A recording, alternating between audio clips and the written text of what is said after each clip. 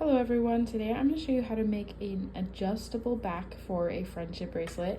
This also can work with beaded bracelet depending on the bracelet that you're making, but I'm going to show you just the steps of making these rope ends and making this little end piece that makes it easy to pull. So let's get started. I'm going to jump between some different clips I've taken throughout my videos, so that's why you're going to see white in this one and the mountain bracelet in the other one. But this technique will work for both normal patterns and alpha patterns. First, you're going to figure out how much string you need for your pattern. So I'm showing this example with an alpha pattern doing background strings. I'm going to make sure I have enough that fits around my wrist and then about 4 inches extra. So basically you'll want 4 inches extra or 4 to 8 inches extra on both sides of your bracelet, so the beginning and end. So you'll just kind of have to guess higher than lower because it's better to end up with more than too little. And then you can see, like in this clip, you're going to put tape down so that you have the excess 4 to 8 inches of string above the tape.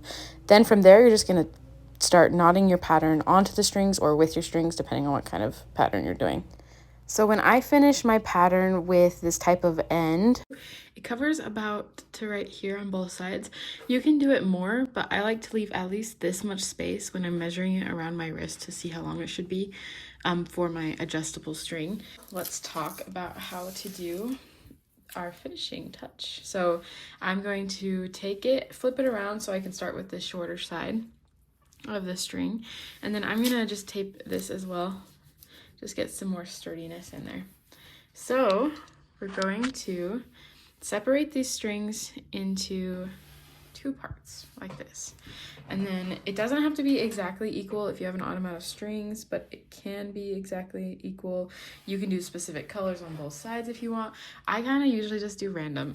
So we're going to take this, we're gonna just set this one aside at first, and we're gonna focus on the one on the right first. Now for me, I like to twist it from left to right. So twist, twist, twist, like that. I don't know if that makes sense which direction I'm going. So we're gonna twist it to the right, and we're gonna twist it pretty tight. This is where the tape comes in handy because we're gonna be twisting it kind of tight, and it likes to twist the bracelet if the tape comes undone. Then we're gonna hold this. We don't want it to untwist, but we are going to twist this one as well. So I like to hold on to it with like my middle finger and my ring finger as I twist this one. And we're going to be twisting it the same direction. So we're going from left to right, same direction as the other side. And technically, you can actually twist it the opposite direction. So you can twist both of them to the left, but you have to twist both of them to the left. So if this is your first time doing this, follow these instructions, and then next time you do it, you can kind of experiment with that. So once I've gotten them both pretty tight, you can see if I let go of them, they kind of do that themselves. So we're going to keep them pulled tight, same thing. And then we're going to twist them around each other. Now we're going to be doing this to the left. So it's going to be the opposite of the way that we did both of them. And I'm going to continue to twist them, like you can see, as I'm twisting them around each other. So I twisted it, and then I'm going to twist it a little more. Twist, twist. So that way it keeps it nice and tight. Twist around, and then twist them by themselves. Twist around, twist them by themselves. You can re-secure your tape if you need to. But yeah, just make sure you have a good hold on those strings. You can kind of see the way I pass them to each other is I grab it with my middle finger before I let go on this side, and then I grab that, and then I readjust and twist. So you kind of get the point. So you're just gonna do this until it is the desired length. So because I did my bracelet a little bit shorter, the actual pattern, I'm gonna make this longer. And then also another tip with this is if you have a lot of string, sometimes it's worth just making it as long as possible because you can always shorten it. And I always show you what I mean, but I'm gonna make this pretty close to the end of the string so that I can show you. This way as well, because I'm making it longer, I could actually wear this as an anklet if I don't shorten it, but I'll end up shortening it to show you. So then you're going to hold on to the end with both of them, and you're going to tie a knot. So you're going to make a loop like this, and then you're going to pull those strings through the loop. the same way that you would start a bracelet, or in the same way that we started this bracelet. Then you're gonna pull super tight.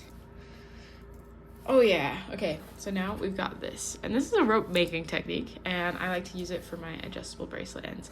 So now we're gonna do the same thing on the other side of the bracelet.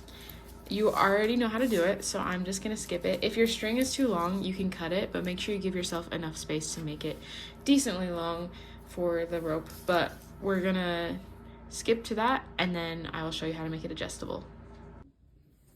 So as you can see, I made this middle section quite small, but because of my adjustable sides, I can actually make it small and get away with that, and it'll look really clean and be a full bracelet. So I really like how that looks. Let's make it adjustable, shall we? So we've tied the knots on both of the sides. So now we are just going to take it and fold it over itself like this. So it kind of looks like a bracelet. Now this can be as tight together or as loose as you want, but just make sure that these two parts of the bracelet, both knots are past each other and you got both of those together like this. Make sure you're not doing it like that.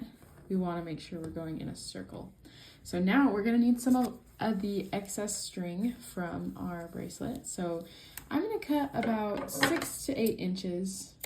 And that should be a good amount for us to tie a nice square knot collection right here. So that's what I like to do, is a square knot.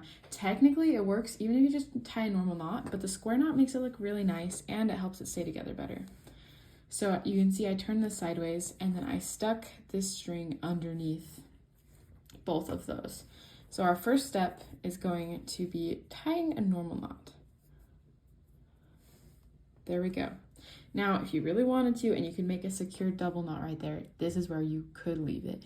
But I'm going to show you the way I like to do it. So now we're going to be tying square knots around this with this thread. So I'm going to start by putting the left one over top. Then I'm going to take the right one and I'm going to put it over this string. And then I'm going to put it under the two things for the bracelet.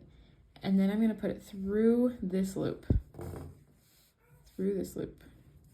Okay, so we've got that. Now we're going to pull it tight and make sure that it's getting pulled next to our original knot right there. Bam. So if you are struggling with this, I used to tape down the side like this so it didn't pull. I don't really need to anymore, so I don't always do that, but that is an option for sure. Then we are going to do it the opposite way. So this time I'm going to take the one on the right, I'm going to put it over the top, and then I'm going to take the one over on the left, I'm going to put it over this one that we just brought over. I'm going to take it underneath both the bracelet like ends, and then I'm going to stick it through that loop. Then I'm going to pull that. Now we're going to go back and forth until we're really close to running out of string, so much so that we just have room to tie a double knot to finish this off. So I'm going to speed lapse this, just copy that over and over again. If you need to rewind and rewatch that, you totally can. But yeah, make sure that you're keeping track of which one goes over first and which one goes under first, because it makes it a lot easier to make sure we have a clean square knot if we're keeping track of that.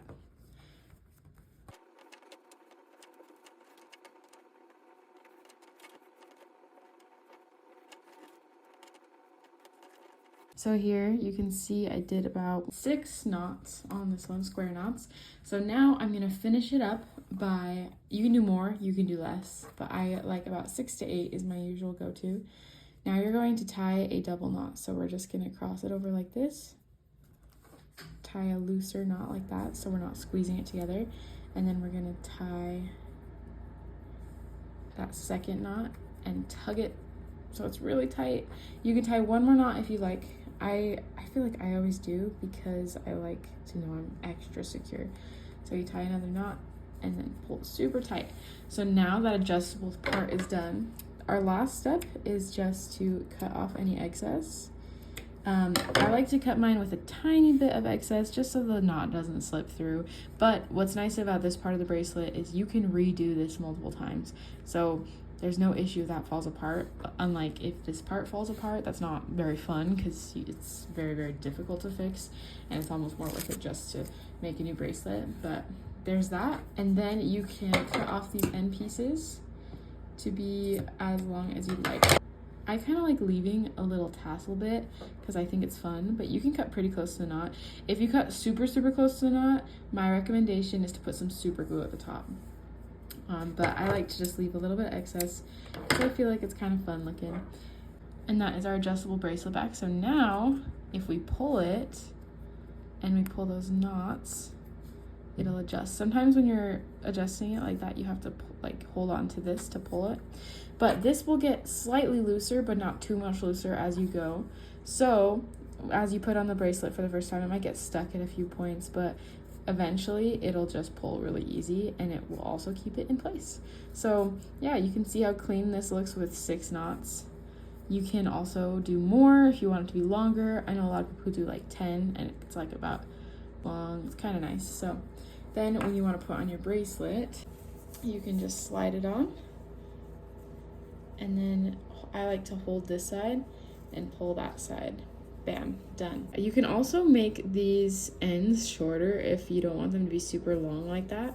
So I will show you how to do that right now. So you're going to pull this so that your adjustable part is closer in. And then you're kind of gonna want to estimate how much shorter you want each side to be. So in that case, you would make sure you can pull it on and off. That's the most important part about shortening it, is making sure that you can pull it on and off. And then you can mark that. So I want my knot right there. So I would just tie another knot with like that over what we already did. So then I can take this, and once it's tight enough, I can cut above it. And then you have a new ending, so that'll shorten it. So I'm going to do that on the other side as well, so it's decently even.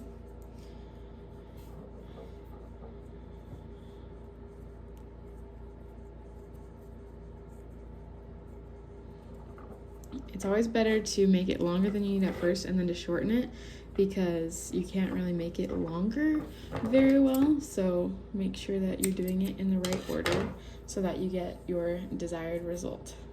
There we are. This is how you make an adjustable back for a bracelet. I hope that this tutorial was easy to follow, and if you're anything like me, you're going to use this for every single bracelet now because it is just so convenient.